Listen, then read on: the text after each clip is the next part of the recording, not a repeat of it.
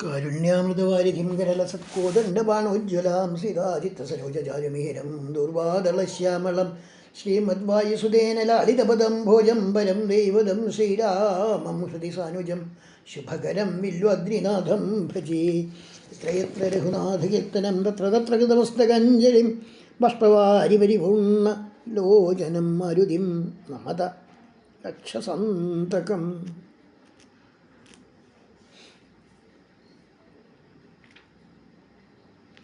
ഇങ്ങനെ സരമ സീതയോട് സംസാരിക്കുന്നതാണ് നമ്മൾ 33-ാം സർഗത്തിൽ കേട്ടത്. ഇങ്ങനെ ആ സരമയുടെ വാക്കുകൊണ്ട് മോഹമണ്ട് സന്തപ്തയായ സീതയെ ചുട്ടുപഴുത്ത ഒഴിയെ മഴയെന്ന പോലെ സന്തോഷിപ്പിച്ചു എന്നാണ് പറയുന്നത്.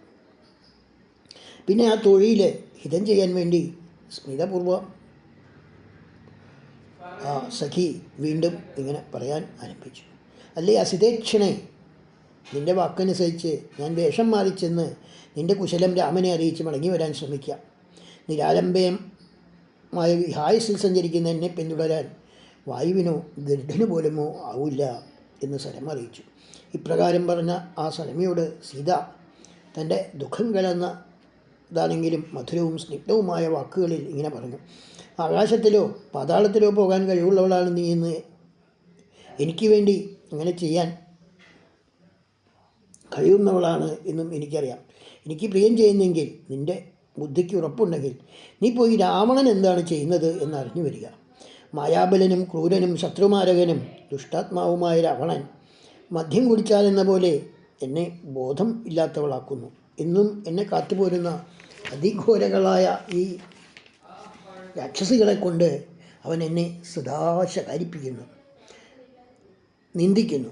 ഞാൻ പേടിച്ചുകൊണ്ടിരിക്കുന്നു, സംശയമുള്ളവളായിത്തീരുന്നു. എൻ്റെ മനസ്സ് അസ്വസ്ഥമാകുന്നു. അശോകവനികയിലെത്തിയ ഞാൻ അവനെ പേടിച്ച് എപ്പോഴും ഇരിക്കുകയാണ് ചെയ്യുന്നത്. എന്താണ് അവൻ്റെ വൃത്താന്തം, എന്താണ് അവൻ തീരുമാനിച്ചിരിക്കുന്നത് തുടങ്ങിയതൊക്കെ ഒന്നറിയാൻ ആണ് എനിക്ക് വലിയ താല്പര്യമുള്ളത്. അതുകൊണ്ട് നീ അത് ചെയ്യുന്നതാണ് എനിക്ക് വലിയ അനുഗ്രഹമായി മാറുക എന്ന് പറഞ്ഞു. ഇപ്രകാരം പറയുന്ന സീതയോട് സരമ ആ സീതയുടെ കണ്ണീരിൽ കുതിർന്ന മുഖം തുടച്ചുകൊണ്ട് പറഞ്ഞു.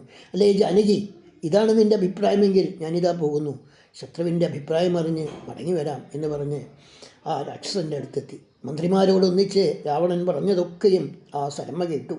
നിശ്ചയജ്ഞയായ അവൾ ദുരാത്മാവായ അവൻ്റെ നിശ്ചയം അറിഞ്ഞിട്ട് വേഗം വീണ്ടും ആ അശോകവനികയിൽ മടങ്ങിയെത്തിയിട്ട് തന്നെ കാത്തിരിക്കുന്ന ആ സീതാദേവിയോട് ഇപ്രകാരം പറയാൻ ആരംഭിച്ചു. ഇവിടെ സുഖമായിരുന്ന് ക്രൂരനും ദുരാത്മാവുമായ രാവണൻ്റെ നിശ്ചയമെല്ലാം എന്നോട് പറയൂ എന്നാണ് സീതാദേവി ആ സരമയോട് അഭ്യർത്ഥിച്ചത്. വിറയാർന്ന ചുണ്ടുകളോട് ഭീതയായിട്ട് സീതാദേവി ഇങ്ങനെ പറഞ്ഞപ്പോൾ മന്ത്രിമാരോടുകൂടി രാവണൻ ചർച്ച ചെയ്ത വിവരങ്ങളെയെല്ലാം ആ സരമ അവളെ കേൾപ്പിച്ചു. അല്ലേ സീതേ, അതിസ്നേഹത്തോടെ രാവണൻ്റെ അമ്മയും മന്ത്രിവൃദ്ധനും നിന്നെ വിട്ടയക്കാനുള്ള ഉത്തമോപദേശം നൽകുകയുണ്ടായി. മൈഥിലിയെ മാനിച്ച് ആ നരോത്തമന് നൽകുക. ജനസ്ഥാനത്തിൽ ചെയ്ത അത്ഭുതം നിനക്ക് മതിയായതല്ലേ? കടൽ കടന്നതും ഹനുമാൻ വന്ന് കണ്ടതും പോരിൽ രാക്ഷസരെ വധിച്ചതും ഇവയൊക്കെ യുദ്ധത്തിൽ ഏതു മനുഷ്യൻ ചെയ്യും എന്നിങ്ങനെ അമ്മയുടെയും മന്ത്രിവൃദ്ധന്മാരുടെയും പലതവണയുള്ള ഉപദേശങ്ങളെല്ലാം കേട്ടിട്ടും പിശുക്കൻ പണത്തെ എന്ന പോലെ നിന്നെ വിടാൻ അവൻ തയ്യാറല്ല. പോരിൽ മരിക്കുന്നത് വരെ അവൻ നിന്നെ വിടുകയുമില്ല. മന്ത്രിമാരോടൊത്ത ദുഷ്ടൻ്റെ നിശ്ചയം ഇതാണ്. മരണഭയം കൊണ്ട് ഏർപ്പെട്ടതാണ് ഈ തീരുമാനം. പോരിൽ തോൽക്കാതെ വെറും പേടികൊണ്ട് അവന് നിന്നെ വിടാനൊക്കുകയില്ല.